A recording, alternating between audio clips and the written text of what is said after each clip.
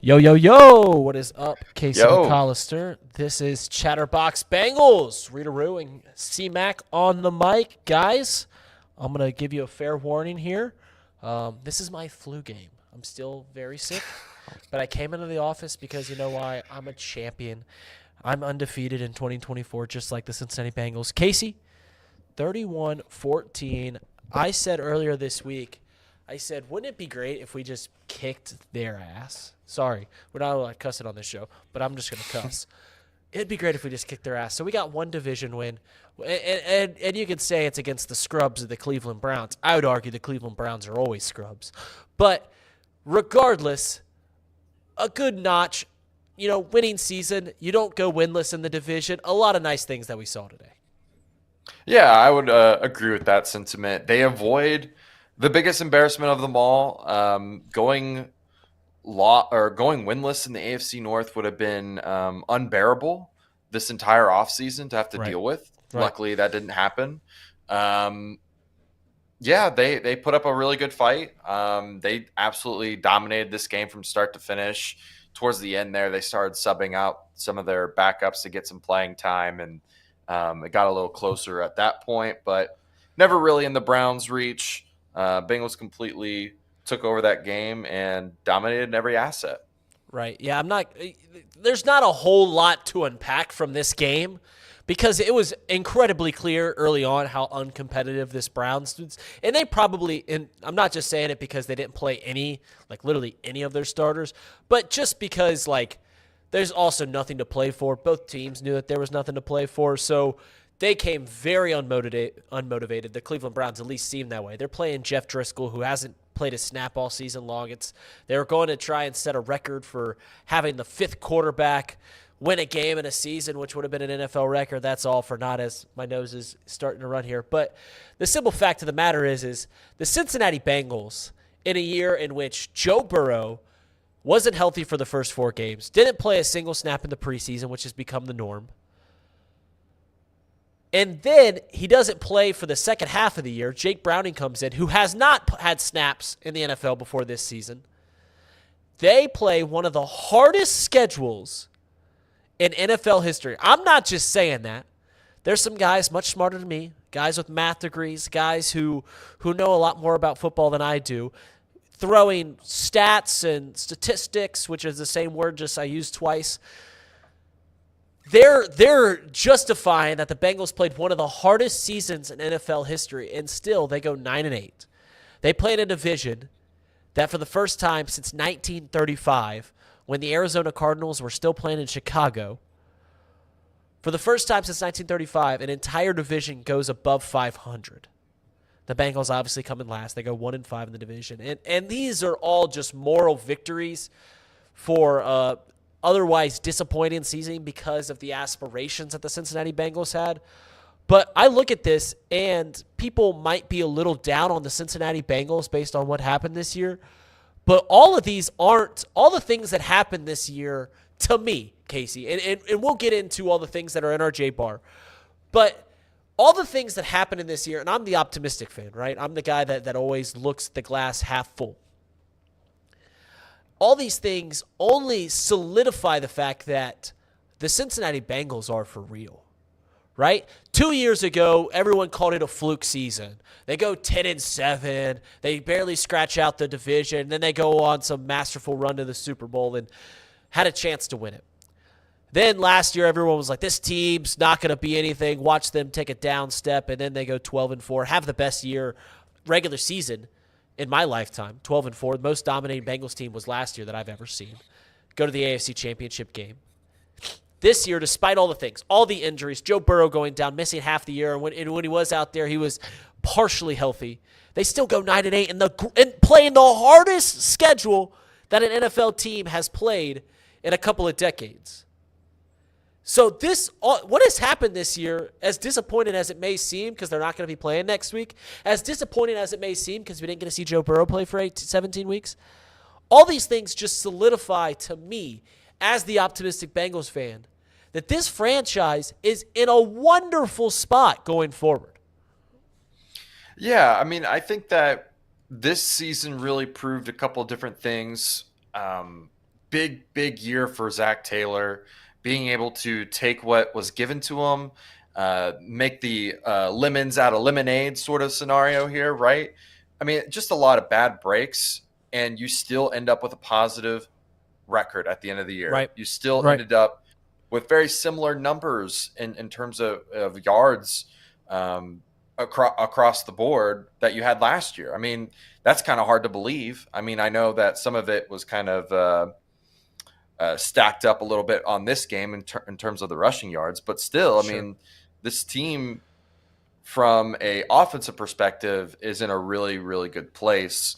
I think defensively, there's still some question marks, but offensively, we already knew what we had there. I think we knew that that team, that side of the ball, collectively was a really good group of guys. I think that was a group that could have really made some noise in the playoffs, in the Super Bowl. Definitely a Super Bowl winning caliber side of the ball. Just didn't happen this year. My concerns going forward are more just with the defense, and we've got plenty of money. We still have our draft picks, and I mean, the young guys are only going to get better, in my opinion. I know they hopefully, right? Hopefully, yeah. Hopefully they get better. I think there's a lot of good things to take away from this season from the young guys defensively. Some bad, but I think with time, Lou's scheme will eventually get these guys right. Hopefully. Sir Boy Wonder with a $5 super chat. Great last win. Things to figure out. Bengals for life. Who Dey? Thank you, Sir Boy Wonder. Sir Boy just started his own little YouTube channel, and I'm only saying that because he's been such a supporter of ours that we're going to support him. Although I think he hates me. I think Sir Boy Wonder hates me. So thank you for the super chat, Sir Boy. I don't think he hates you. We love you. Listen. As I said, all the optimistic things about this year, right? All of the injuries and playing a hard schedule and still figuring out a way to go 9-8. You're playing a quarterback half the year that had never had snaps in the NFL before, despite being a journeyman. I mean, Jake Browning, I don't know if you heard this story. I think you did. On Off the Bench a couple weeks ago, Charlie Goldsmith came on and told the story about Jake Browning, about how he was looking at GA jobs. He was going to go be an unpaid coach at a college level.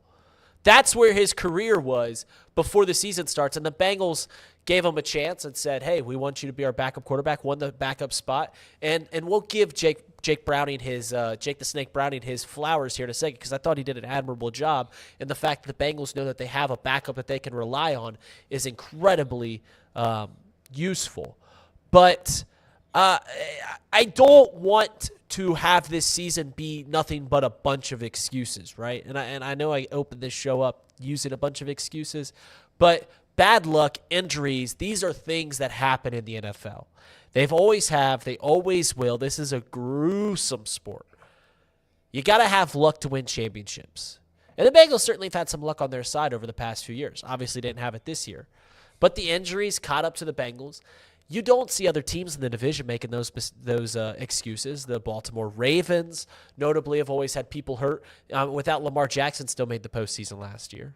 The Cleveland Browns, who we just played, have had five different starting quarterbacks this year. They've won 11 games. So I don't want excuses to be the norm. I think that the Cincinnati Bengals are beyond the excuses. But for those that constantly want to look at this season as a major disappointment, I do want to shed some light on some good things. Now, as we kind of break into this J-Bar, I have always called the final game of the year, when there's not a whole lot to play for, Senior Day. And it is Senior Day, right? You come home, some players that you don't know if they're going to be on the team next year, this is your last chance to play them. Obviously, we didn't get to see T. Higgins today. We did see Tyler Boyd. He had a couple drops, but he has been kind of the personification of a Cincinnati Bengal over the last 6 years.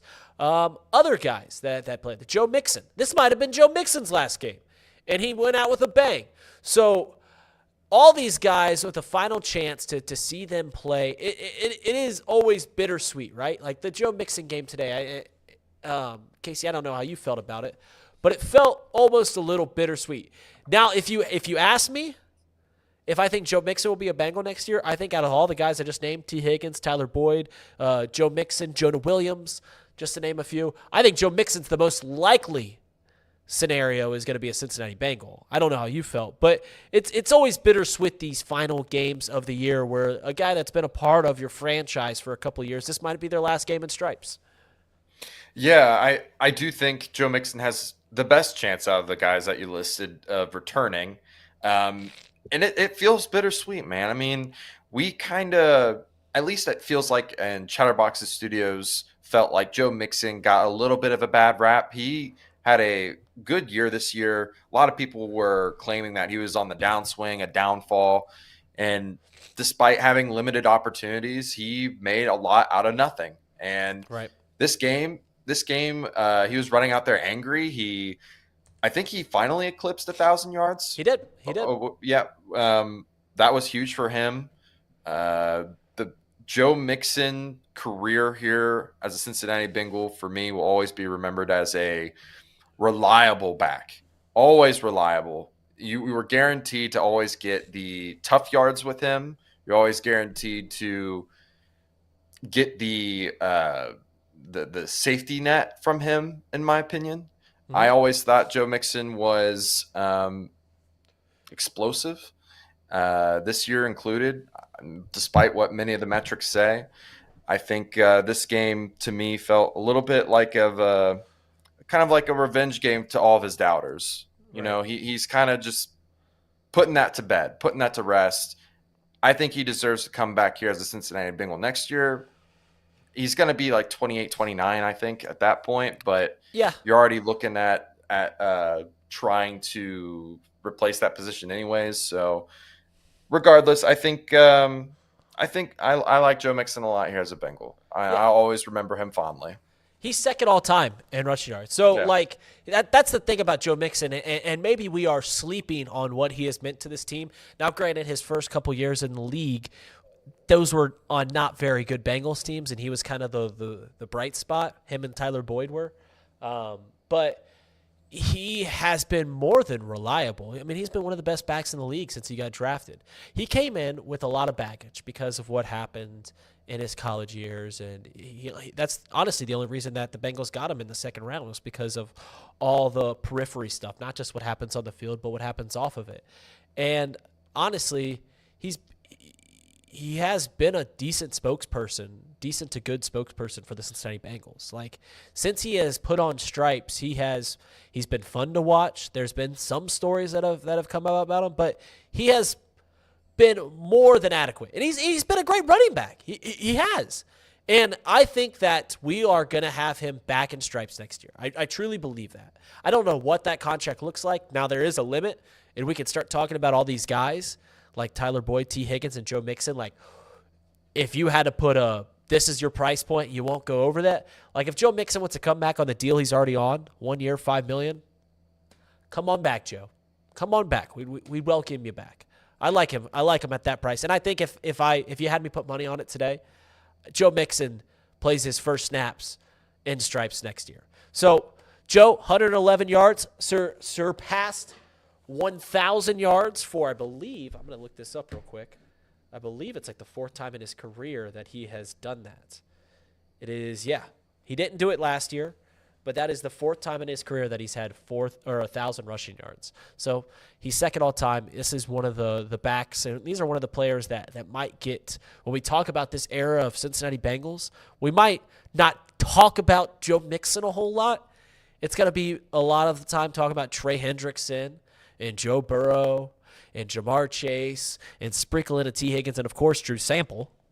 But I think Joe Mixon, he's been a phenomenal player, and I'm happy for the year he's had, because we sat in here on off the bench in this studio that we're currently doing the show from, and we talked about, I don't want Joe Mixon on the team next year. We can replace him in other ways, and then he takes the pay cut, which was beautiful, and he more than earned his money.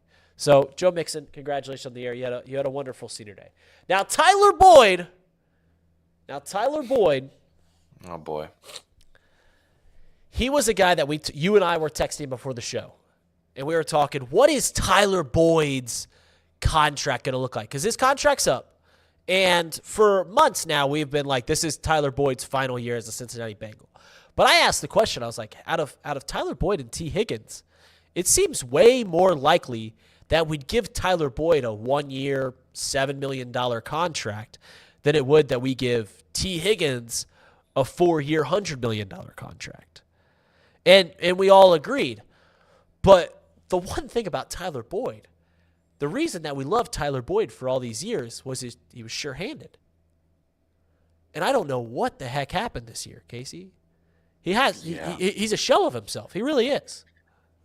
Yeah, it feels like ever since the Super Bowl, he's been on this decline. Now, it wasn't very steep at first, but this year has really kind of been eye-opening. Tyler Boyd has had a couple really big drops this year, and it's like all receivers have drops, right?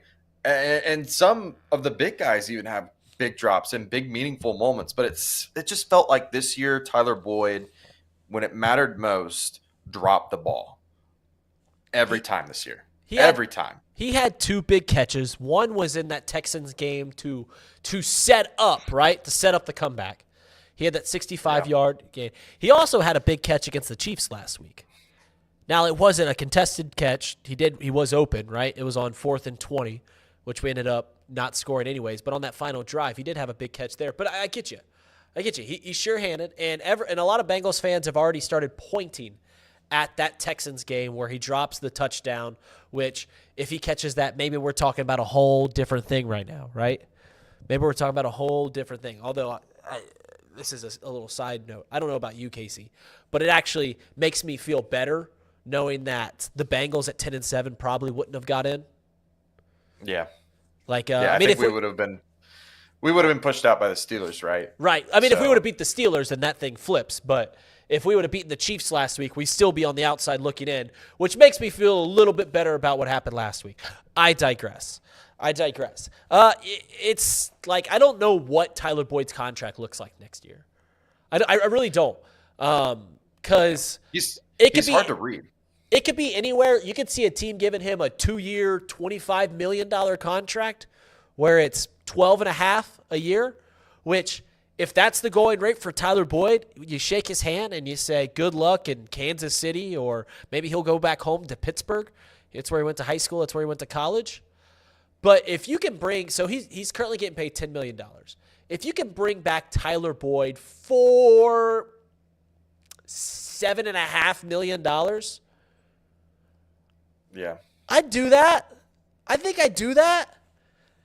And then by doing that, you're punting on T. Higgins. But I'd probably give Tyler Boyd $7.5 million and say, all right, we're going to draft another pass catcher to replace T. But Tyler, we need another veteran. Would you do that for $7.5 million? See, I think the Bengals' plan has already been spelled out for Tyler Boyd. They went out and got Charlie Brown, downtown Charlie Brown, Charlie Jones, and they got Andre. And those two together will supplement the receiver 3 role, which is what Tyler Boyd was playing at that point. Now, he's always been good enough to be a receiver 2 in other teams. Right. And sometimes, and the peak of his career, a receiver 1. But at this point in his career, I think he's borderline a receiver 2, receiver 3. He's going to get another year older. I think he's going to be in his 30s next year. And that alone, to me, just spells done with the Bengals. Now, the contract that makes sense to me is probably that 1-year, $7 million contract. I don't think he's going to accept that. I think there's going to be a team that overpays for him. Yeah. They're going to look at the Bengals receivers and say, Tyler Boyd was not used correctly or not enough here in Cincinnati, right, and give him that chance that he is probably looking for. Because he's been overshadowed by AJ Green. He's been overshadowed by Jamar Chase and T. Higgins. Yeah. He's really only been the one. What was that? 2019 was really his only year as a one receiver. So I can't speak for other teams. I know if I was another team and I'm a fan of, say, the Steelers or the Chiefs, you could very easily talk yourself into taking Tyler Boyd and going, listen, I mean, he had 500, 400 yards as a number 3 receiver behind T. Higgins and Jamar Chase. If he's our main guy, we could open this thing up. You could easily talk yourself into that, but all I can say is like a deadline, right? Like a cutoff for what I would want to pay for Tyler Boyd. If it's more than $8 million for a 1-year deal, I'm out. If it's a 2-year, $13 million deal, that's my deadline for that. That's my cutoff for that. Anything other than that, Tyler, wish you the best. I think you can get more money on the open market, but this is and we're going to talk about T. Higgins here in a second. As we talk about this stuff, I don't want it to sound like we don't want these players here. That's not it at all. We wish we could have T. Higgins. We wish we could have Tyler Boyd. We wish we could have all these guys. But because of a salary cap league, you can't always do that. When you're paying a quarterback like Joe Burrow what he deserves at $55 million, then you can't be doing that. And if you're going to be paying Jamar Chase what he deserves in $30 million, then you certainly can't be doing that. So as we talk about all this stuff, I just want you guys that are watching this to realize that as I'm scanning the chat to see anything. I do, if I'm speculating, obviously everyone knows the Chiefs have wide receiver issues. That would be a decent thing. He went to high school. He's from Pittsburgh. He went to college at Pittsburgh. The Steelers, I don't know if that makes sense, but it could be a time for him to come home and just round out his career as he gets over the 30 age. All right, T. Higgins. Here's the thing about T. Higgins. There is a couple of routes that the Bengals can go, because this might have been T. Well, he didn't even get to play today. And we're going to talk about this on Off the Bench quite a bit over the next few months. But they can franchise tag him, obviously, where he'd be getting paid what, like $22 million, $20 million? For a year? Like 22, 23 million. Yeah, so he'd be paid $22 million, which he might not even play for. So then you can franchise tag him, hope that he plays for a year, and then he's a true free agent next year. And then you could extend him. That's another option, to where T. Higgins on the open market could probably get like $95 million over a 4-year stretch, which you and I both know that's not really feasible for the Cincinnati Bengals. The other option is to tag him, trade him. Hopefully you get a second-round pick. Hopefully you get a little more than that. I don't know what his trade market is. But if we do the same thing where we talked about Tyler Boyd, 1-year, $8 million deal, if we do that with T. Higgins, what is your plateau of where this is what I want for T. Higgins? Like I will pay this for T. Higgins. And I want to hear your answer before I give mine. Yeah, so more than likely what will happen with T. Higgins is he's going to get a 4-year contract. Now, that's very limiting to what the Bengals can possibly offer that makes sense long term, because I would be comfortable with giving him a 5-6 year deal for $25 million, because then you could spread it out a little easier. You could backload it, or you could front load it, and then next year worry about Chase. But because he's probably going to get a 3-year deal, a 4-year deal for that $25 million range, it is really tough for me to think that the Bengals will be able to do something like that. And just to showcase this for a little bit, and even if he deserves a contract here in Cincinnati, he participated in 65% of his snaps as a Bengal since 2020. The largest percentage of his snaps, about 80% of his snaps, were from his rookie year. The rest of the time, he's been in and out of the lineup. Banged up. And he's been there when it matters most for the playoffs. But you got to get there first, right? You got to be available. And that's another maybe knock against him, especially this year. Maybe teams won't be willing to give him that long-term deal that he's looking for. They'll give him that 2 or 3 year window. And Bengals maybe offering him a 4-year, 5-year for less money might be more appetizing. But these guys nowadays, they want guarantees. And that's just the other thing too is that's the league now. Can they guarantee Chase and T all that money? I don't think they can. Yeah, T. Higgins obviously hasn't been on the field a whole lot, so giving him $95 million, it's not even up for debate if you could pay one guy or the other who you pay.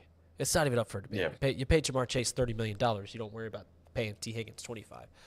But if I can get so I asked, what was the cutoff, right? What was the price that you would cut it off at? So for me, yeah. oh, sorry. For me, it's that 5-year 25. And then if it's 4 years, I'm going like 22, 3 years 20 or something, or vice versa. 3 years 25, 4 22 and a half, 5 20 or something like that. Yeah, if you can get T. Higgins to agree to a 4-year, $80 million deal where you're paying him around $20 million a year, that's kind of my cutoff. That's kind of my cutoff, which with negotiation, I've never really had to negotiate. But it's funny, like, are you going to say you're going to turn down 4-year, $84 million where it's $21 million a year? Probably not. But $20 million, if we can get T. Higgins for that, then yes, you sign him up. The problem is, and this has always been my take, is that I think he can get more money on the open market. I think there's teams out there that will more than give him $25 million plus. And some people are putting in the chat that the cap does increase. It will increase every year. That is a good point. But at this moment, when it's kind of time to make a decision on T. Higgins, I just can't see paying him, $100 million over a 4-year span when he sometimes isn't on the field. And when he is on the field, he's a fantastic player, but you've got to give money to Joe. You got to give money to Jamar, and you got to give money to other pieces. So the final guy that we really talked about, I think Jonah Williams is gone. Jonah Williams is more than gone. I can't really see a scenario in which the Cincinnati Bengals bring back Jonah Williams. I don't know how you feel, but that was kind of just the sum up. And I think Jonah Williams was okay. I thought the line as a whole, and people will say, do you want just okay for what you're paying? Because we are paying a lot of money on the offensive line. I thought the line was okay this year. I thought it was perfectly okay. It never really, in years past, it was the major weak link. That wasn't it this year. There was other problems. It was okay. But I think Jonah will actually be one of the most sought out free agents on the market because of his versatility. What he proved to be able to do at the right tackle position this year leads me to believe that teams will overpay for him to be either the left or the right. And that'll be enough insurance for whatever happens to that team. If one of those tackle pieces goes down, Jonah can fill in on the other side or vice versa. So, yeah, I don't think Jonah's here. Probably going to get like north of 20-25 this year, to be honest. That's crazy. That's crazy. crazy. It's also because there's not a lot of tackles out on the market either. Right. It's people are asking, do the Bengals? Seth Pryor says, do the Bengals draft a wide receiver in the first round? These are, in case you're in agreement with this, because we talked about it off the bench last week. When I think of what the Bengals need to get, there's 3 things that come to mind immediately. It is a weapon for Joe because of the likelihood of Tyler Boyd and T. Higgins leaving. It is a right tackle because of Jonah Williams, and it's an interior alignment on the defensive side. Those are the 3 biggest skids. Everyone can point at the defensive secondary and all the issues that it had in the second half of the year. I say it is what it is. That's a very young secondary, and the Bengals are going to roll out with that next year regardless. It's not going to improve vastly. It's those young guys, and it's their job to get better. The linebackers are what they are. Defensive or the pass rush it's there, but it's there. It's there. It's certainly there. It's there. It's it's a weapon for Joe. It is a lineman, and it is a defensive interior guy. So, all right, I wanted to talk about Jake Browning. So Jake Browning came into this year, and we talked about for 4 weeks, should Joe Burrow play or should we go to the backup Jake Browning? And you and I obviously were on the camp that I want Joe Burrow to play. I still want Joe Burrow to play. I can change my mind now after knowing new information, but at that time it was the right call because you're going with the guy that got you to the Super Bowl and the AFC Championship game, and if he's a little banged up, obviously he was incredibly limited. Now we know that was probably the wrong call because of what we saw with Jake Browning do. And Jake Browning wasn't just a solid backup. He was a good backup. Like, Jake Browning played well enough in the second half of the year where like other teams could look at him and say, this guy could be a starter. Now, do I think that's wise for a franchise to do that? No. Do I think that he had a lot of weapons around him that kind of let him move? Yeah, sure. But Jake Browning, it's good to know that you have a backup in-house that you trust. And that's what Jake Browning is. So I just wanted to say thank you to Jake for this year. And I'll show you some stats, at least yard-wise. The Bengals this year practically had the same yards as last year. I think they were like 150 shy passing, about 100 shy rushing, but still threw for 4,000 yards, still rushed for about 1,300, 1,400 yards. So like the Bengals offense was pretty similar to what it was in years past. Now I think a lot of it had to do with in the previous couple weeks, but I digress. But Jake Browning, thank you. Yeah, thank you, Jake Browning.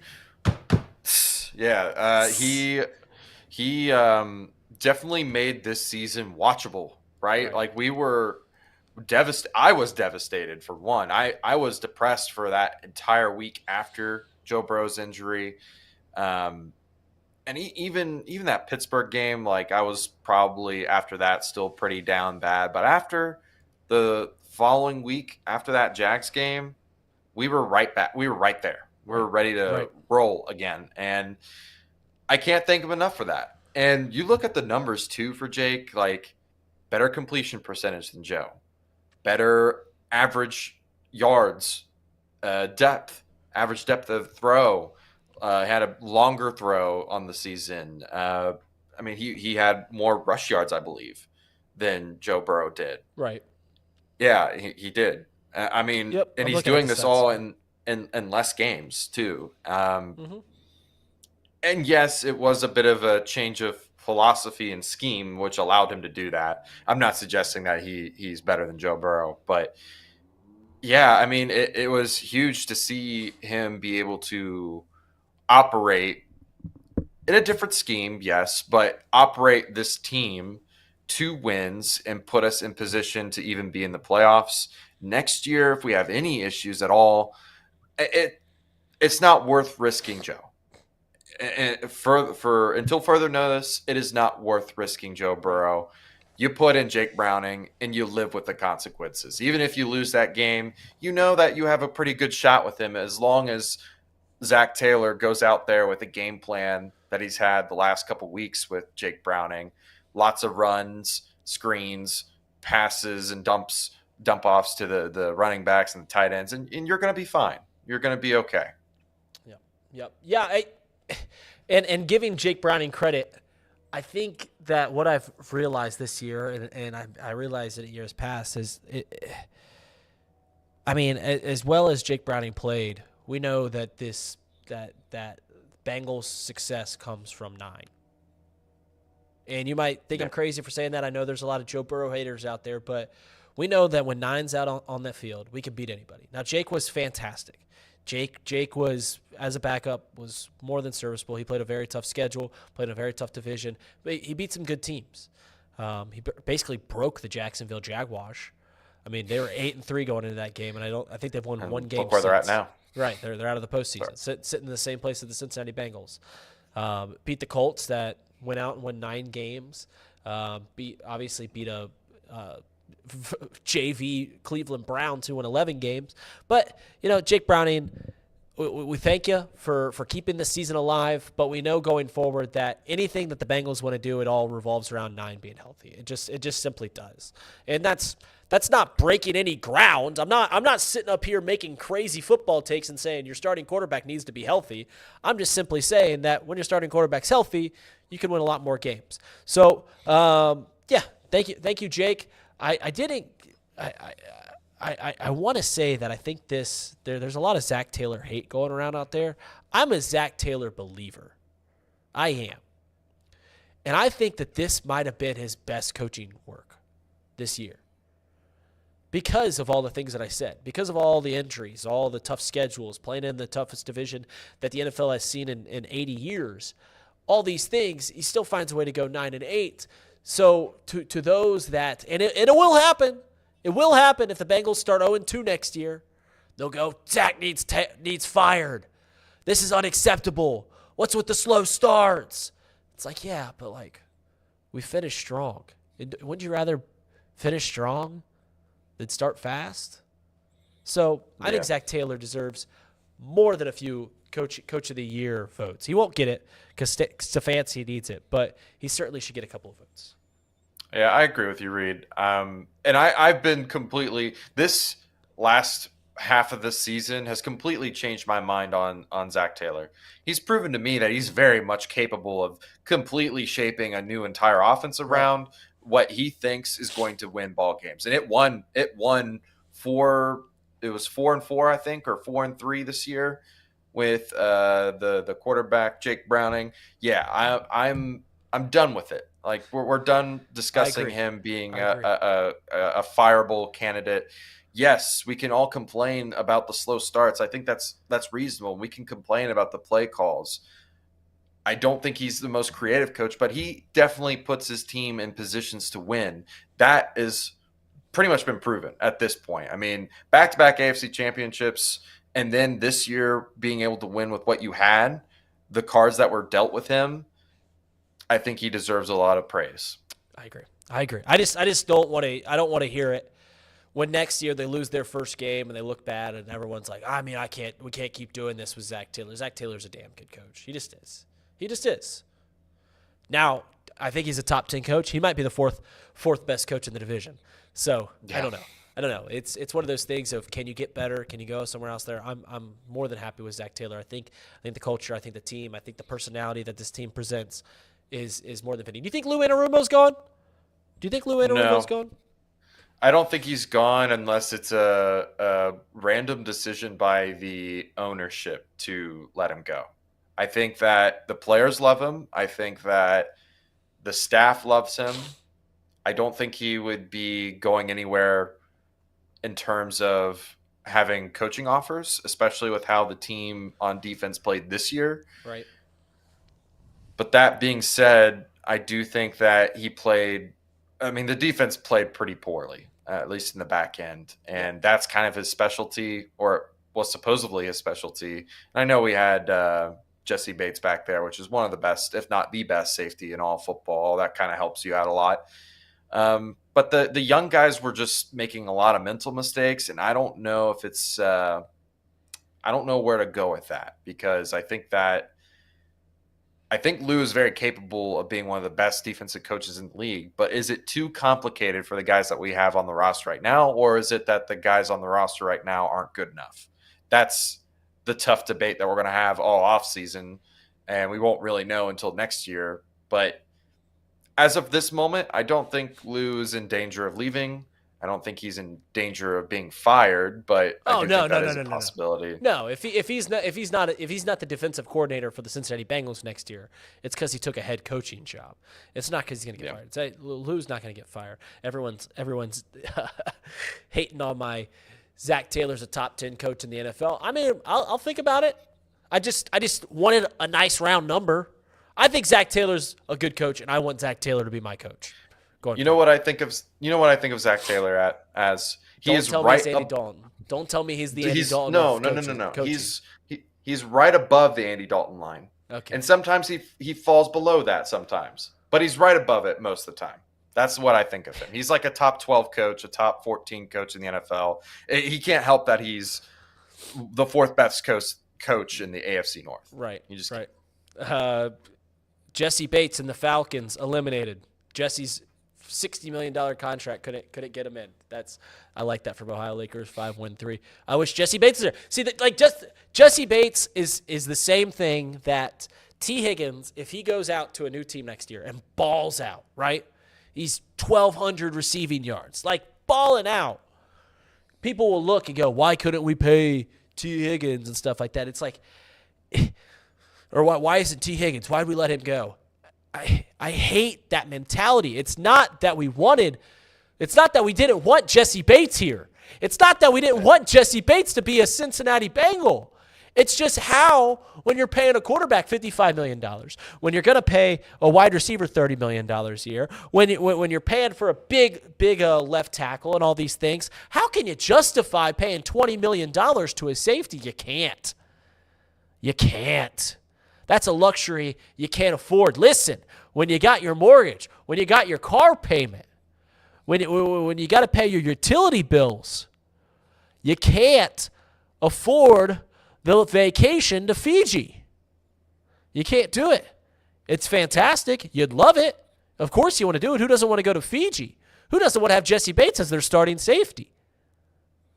But we're not the 49ers. When there's other expenses, you got to do that. Yeah, and you're right. We're not the 49ers. We can't have all-pro talent at every position level. But if the 49ers don't get it done this year, if the 49ers don't, like, say they get bounced early even, like say they, which I don't think they will. I think the 49ers are the best team in the NFL. I mean, they're certainly one of the top 2 teams in the NFL. But if they don't get to the Super Bowl, they're going to have conversations, especially if Brock Purdy doesn't play well, of like, yeah, we keep doing this differently than everybody else. Everyone else pays their quarterback, and we pay everybody else. But maybe it's time to get a different guy. It's like, yeah, maybe. But that's neither here nor there. Yoshi, 2 touchdowns. Yoshi, Charlie Jones. Are these guys that you have faith in replacing the holes that there might be next year? I think they replace Tyler Boyd. I don't know if they have the ability to replace both Tyler Boyd and T. Higgins. I think that's a bit of an ask. I don't even think that they can replace the number 2 role if we somehow manage to go get a receiver 3. I do think, though, that there's a lot there athletically for Andre to potentially be a number 2.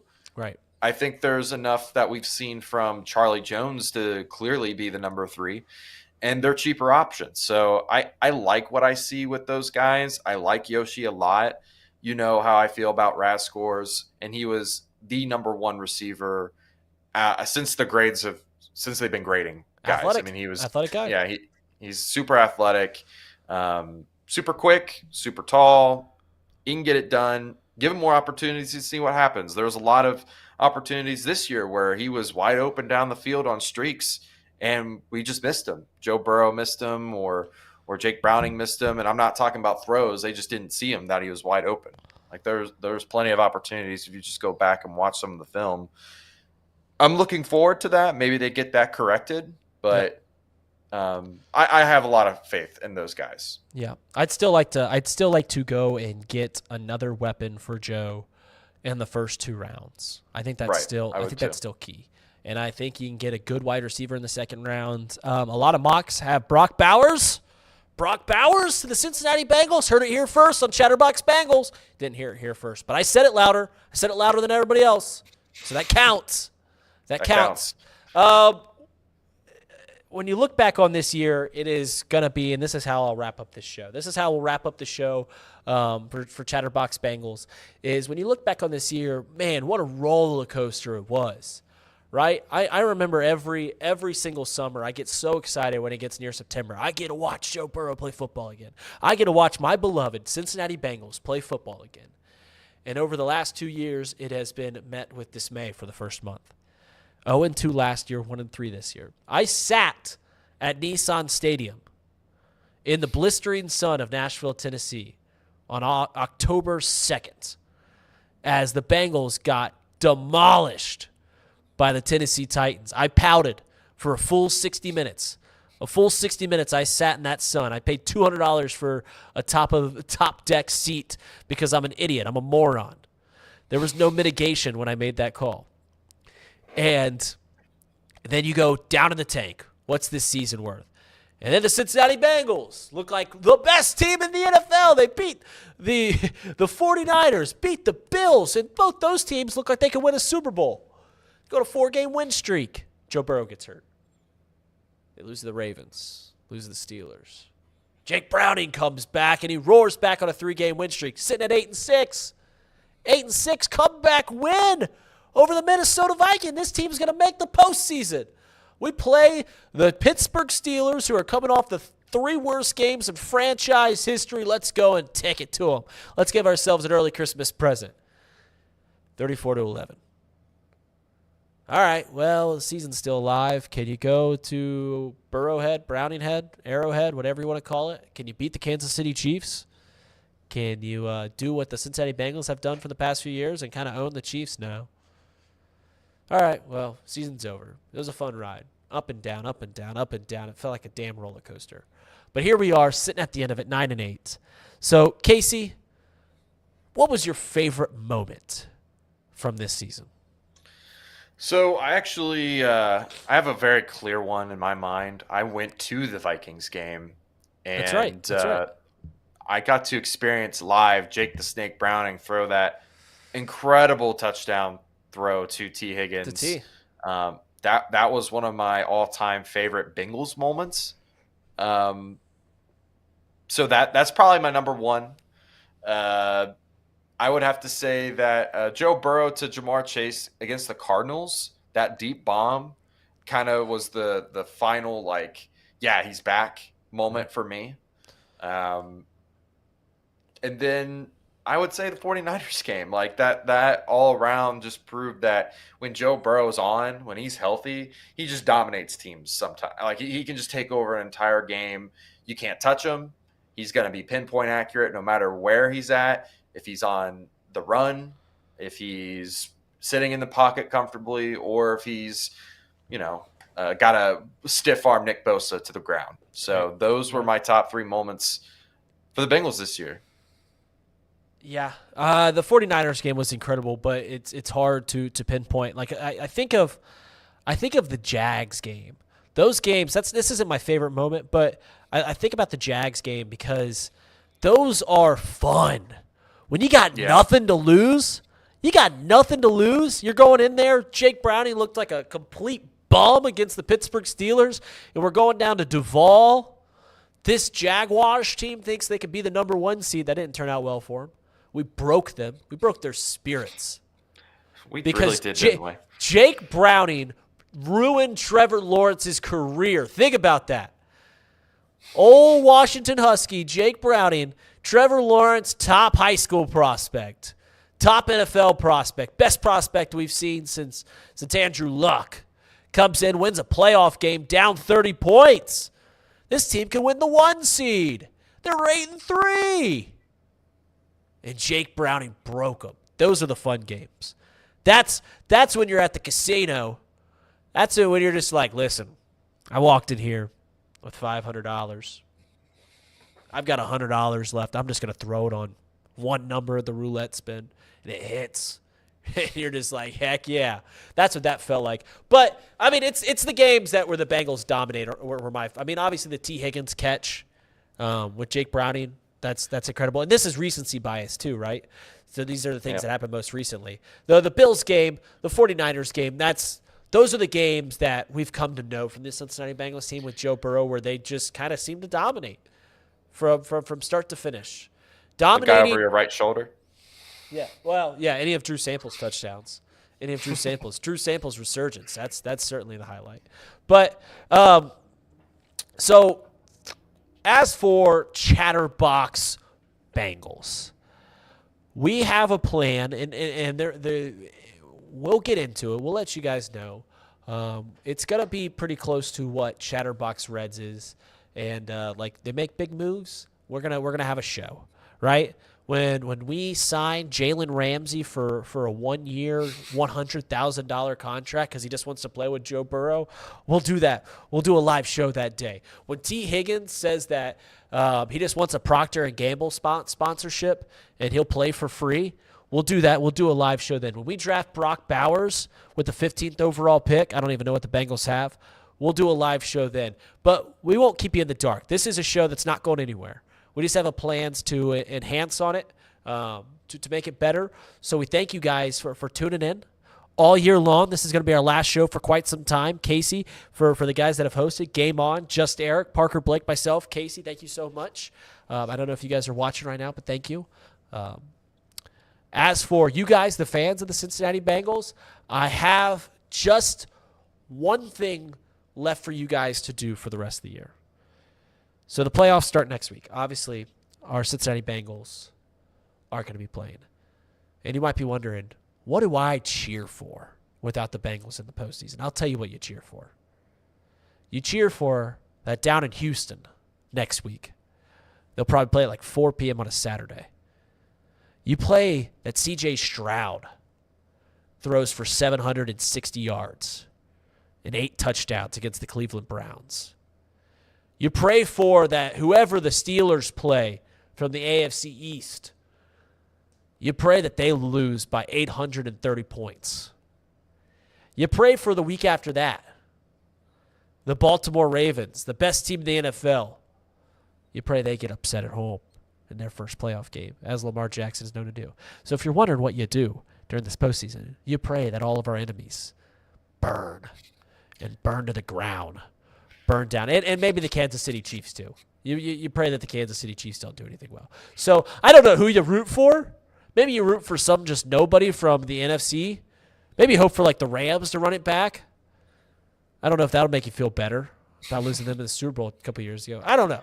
But personally, I'm rooting that all the AFC North teams lose by 800, a combined 15,000 points in their first playoff game. That's what I'm rooting for, Casey.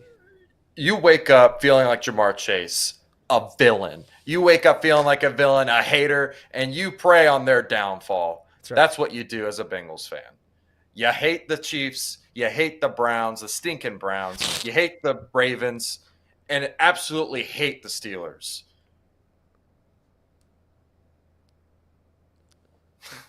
Absolutely. Sorry, I was reading the chats. Yeah. So, guys, I'm reading all your thank yous for the shows. We love y'all. We really do. We'll see you tomorrow on Off the Bench. If you guys don't know, go Off the Bench Monday through Friday, 10 to 12. But this isn't a finite goodbye. It's just a see you later. We will see you guys later. Because you know why? The Bengals will play football again. And there will be a lot of Bengals news. There'll be drafts. There'll be free agents. There'll be tags of franchises galore. There will be all sorts of stuff. And you'll get it right here on Chatterbox Sports. So, guys, from Casey Mccollister. Casey, any final words? Who Dey fans? Who Dey. For Casey Mccollister, for Parker Blake out in Utah, for Just Eric, I don't know where Just Eric lives, for Game On here in Cincinnati, for Reid in Old Hamilton, Ohio. We thank you so much for being here this year. We plan to get back and better than ever. The show will be better. I pledge it to y'all. Just like the Cincinnati Bengals will be better. Let's get Joe Burrow healthy. Make sure if you got some disposable income, send it to Joe Burrow's house. Send some vitamins and some milk and everything like that so he stays healthy. We'll see you guys. See you around. This has been Chatterbox Bengals on Chatterbox Sports. You're still here. See you guys.